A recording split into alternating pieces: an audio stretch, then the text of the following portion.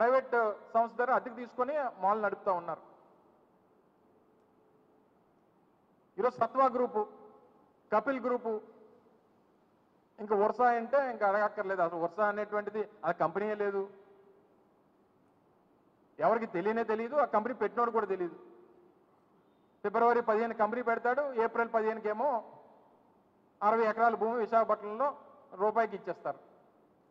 అది కూడా పెద్ద ఎత్తున దేశవ్యాప్తంగా చర్చ జరిగింది కాబట్టి బహుశా ఎబియన్స్ లో పెట్టినట్టున్నారు మరి నాకు తెలిసి. అయితే ఎక్కడ కూడా పారదర్శకత అనేటువంటిది ఉండదు. ప్రభుత్వంగా ఈ రాష్ట్రంలో ఉన్నటువంటి భూముల్ని కాపాడాలనేటువంటి బాధ్యత ప్రభుత్వంలో ఉన్నటువంటి పెద్దల మీద ఉన్నటువంటి సందర్భంలో వాటిని కాపాడాలనేటువంటి ప్రయత్నం జరగదు. ఇక కంచె చేను మేస్తే ఏ రకంగా ఉంటుందో ఆ రకంగా ఈరోజు రాష్ట్రంలో ఉన్నటువంటి భూముల పరిస్థితి ఉంది. పైపెచ్చి ఎప్పుడు ఈ మధ్యకాలంలో అసలు చూడలేకపోతున్నాం. కమల్ హాసన్ గారు దశావతారం సినిమాలో 10 అవతారాలు వేశాడు, మీరు అందరూ చూసుంటారు, famous movie, 10 roles.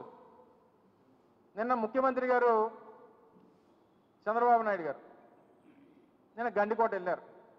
Helicopter దేడమే auto ఎక్కాడు. ఆటోలో కూర్చున్న డ్రైవర్కి మైక్ ఉంటుంది, ఈయనకి మైక్ ఉంటుంది. కానీ అనుకోకుండా హెలికాప్టర్ దగ్గరికి ఆటో వస్తుంది. మనుషుల్ని అలౌ చేయరు హెలికాప్టర్ దిగినప్పుడు, కానీ హెలికాప్టర్ ల్యాండ్ అయ్యేసరికి పక్కన ఆటో ఉంటుంది.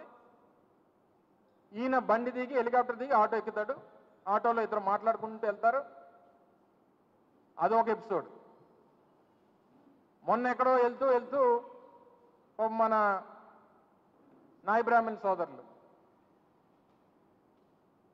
ఈయన వెళ్తూ కాన్వే వెళ్తూ అనుకోకుండా ఆగుతాడు అక్కడ. పాపం కటింగ్ చేసే నాయ బ్రాహ్మణ్ సోదరుడికి మైక్ ఉంటుంది, అనుకోకుండా దిగినటువంటి మన ముఖ్యమంత్రి గారికి మైక్ ఉంటుంది. మరి ఎలా ఉంటుందో. మరి మొన్న ఇంకో కుటుంబం దగ్గరికి వెళ్ళాడు. ఆయన పాపం చెప్పులు కుట్టేవాడు అనుకుంటా. ఆ మీటింగ్ దగ్గరికి వెళ్ళినప్పుడు అక్కడ మైక్, ఆయనకి మైక్ ఉంటుంది, అనుకోకుండా కారు దిగిన మన ముఖ్యమంత్రి గారికి మైక్ ఉంటుంది. నాకు తెలిసి దక్షిణ భారతదేశంలో కమల్ హాసన్ గారిని మించినటువంటి, అంటే అన్ని రోల్స్ చేసినటువంటి యాక్టర్ ఎవడో లేడు. మరి ఆయన బీటౌట్ చేయాలనుకుంటున్నాడేమో ముఖ్యమంత్రి చంద్రబాబు నాయుడు గారు. ఆయన లోకనాయకుడు అని అంటారు ఆయన్ని, ఈయన లోకమాయకుడు. ఈయన అందరినీ మాయ చేయడం ఎలాగా అంటే ఇది అంతా ఏమనుకుంటారో, అసలు ఏంటి, ప్రజలు ఏమన్నా అనుకుంటారా లేదా అనేటువంటిది అసలు కొంచెం కూడా, అంటే ఎవరు ఏమనుకుంటారు అనేటువంటి దానికి అసలు దానికి అవకాశం ఇవ్వరు వారు. అందుకే చెప్పా, ఇప్పుడు ఆయన్ని మించిపోయాడు కొడుకు. ఇందా మొదట్లో చెప్పినప్పుడు బాప్ 1 నంబరు, బేటా 10 నంబరు. ఆయన తండ్రిని వెనుపోడు, ఆయన మామను వెనుపోటు పొడిచి ఆయన ముఖ్యమంత్రి అయ్యాడు. ఇప్పుడు తండ్రి ఎప్పుడు లేచిపోతే ఆ కుర్చీలో ఎప్పుడు కూర్చుని పోదామని కొడుకు వెయిటింగ్. ఈరోజు సన్నగా అన్నదాత సుఖీభవ అని చెప్పి ఒక యాడ్ చూశాను. సన్నగా చూసి పవన్ కళ్యాణ్ గారు కనబల్లా. పెద్ద ఫోటో చంద్రబాబు నాయుడు గారిది ఉంది, ఏదమ్మా పేపర్ ఉంటే పట్టరామా ఒకసారి. పెద్ద ఫోటో చంద్రబాబు నాయుడు గారు ఉంది, పైన మోడీ గారు ఉన్నారు. మరి మోడీ గారు ఇచ్చింది కదా. సన్నగా చూస్తే పవన్ కళ్యాణ్ గారు ఎక్కడున్నారని చెప్పి చూశాను. చూస్తే పాపం కిందకి పెట్టేశారు.